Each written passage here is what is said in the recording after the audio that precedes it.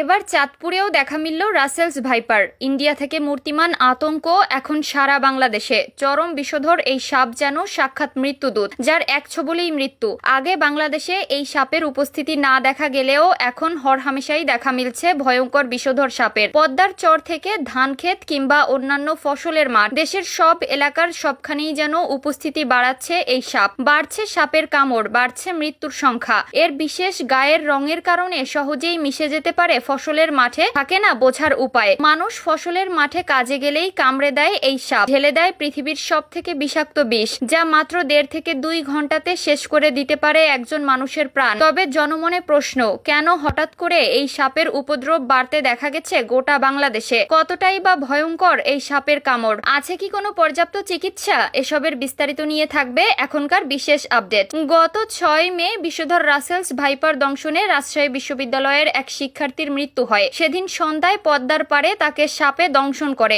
Rajshahi medical college হাসপাতালে আইসিইউতে চিকিৎসাধীন অবস্থায় সেদিন রাতেই তার মৃত্যু হয়। পদ্মার চরে রাসেলস ভাইপারের উপস্থিতি আছে, সেটি গত বছরই খবর আসে। কিন্তু নতুন খবর, এই ভয়ঙ্কর সাপ পৌঁছে গেছে দেশের দক্ষিণ অঞ্চলেও। এবার এটির দেখা মিলল চাঁদপুরেও। তখন থেকে জনমনে প্রশ্ন, তবে কি রাসেল ভাইপারের উপস্থিতি গোটা বাংলাদেশেই? রাসেল ভাইপার বাংলাদেশের জন্য একটি বিলুপ্ত প্রায় দুর্লভ সাপ হিসেবে জেনে এসেছে মানুষ। বিগত বছরগুলোতে খুব কমই দেখা মিলবে এটি পশ্চিমবঙ্গের বেশিরভাগ জেলার গ্রাম অঞ্চলে ভয়ের অন্যতম কারণ। আগে শুধুমাত্র বাংলাদেশের রাজশাহী অঞ্চলে এসব পাওয়া গেলেও বর্তমানে এরা পদ্মা নদীর তীরবর্তী জেলার চর সহ নদীপথে সারা বাংলাদেশে বিস্তার লাভ করেছে, যার সর্বশেষ উদাহরণ হলো চাঁদপুর। এখন এ জেলার আশেপাশে এ সাপের উপস্থিতি বাড়বে বলে আশঙ্কা স্থানীয়দের। শুধু বিশ্বের ভয়ঙ্কর দিক নয়, স্বভাবগত দিক থেকে অন্য সাপের চেয়ে ভিন্নতা এই সাপে। অন্যান্য সাপ মানুষকে এড়িয়ে চলার চেষ্টা করলেও এই সাপটির স্বভাব ঠিক তার উল্টো। তাই প্রতি বছর উল্লেখযোগ্য সংখ্যক মানুষ সাপটির কামড়ে প্রাণ হারান।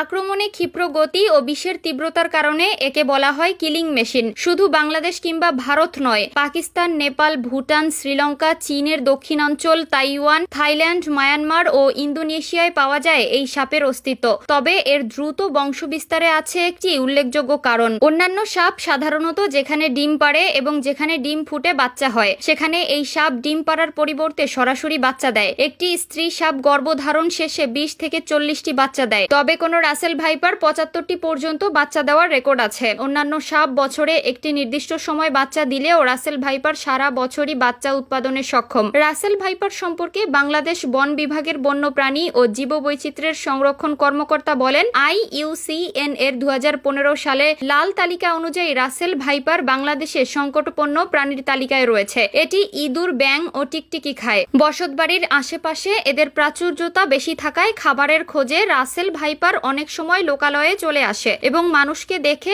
আতঙ্কগ্রস্ত হয় এবং আক্রমণ করে। বিশ্লেষকরা বলেন, এই সাপের বিষ হিমোডক্সিন হওয়ায় দ্রুত এটি রক্তের সাথে মিশে শরীরে ছড়িয়ে পড়ে এবং মাংসে পচন সৃষ্টি করে, যার ফলে আক্রান্ত ব্যক্তির মৃত্যু হয়। সাপটির কবল থেকে বাঁচতে সচেতনতাই সবচেয়ে কার্যকর পথ। সাপে কাটা মাত্র কোনো ওঝা নয়, বরং হাসপাতালে যাওয়ার পরামর্শ স্বাস্থ্য বিভাগের। কেননা রাসেল ভাইপারের প্রতিষেধক বা অ্যান্টিভেনম তৈরি হচ্ছে চট্টগ্রামে। এর মধ্যে আগস্ট মাসে প্রথম দফা পরীক্ষামূলক প্রয়োগও সফল হয়েছে। বিষধর রাসেল ভাইপারের কামড়ে আর মৃত্যু নয়, দ্রুত নিকটস্থ হাসপাতালে গিয়ে অ্যান্টিভেনম নেওয়ার মাধ্যমে সুস্থ হয়ে ওঠা সম্ভব। তাছাড়া এ সাপের কামড় এড়াতে ফসলের মাঠে গামবুট পরে যাওয়ার পরামর্শ দিয়েছেন কৃষি বিভাগ।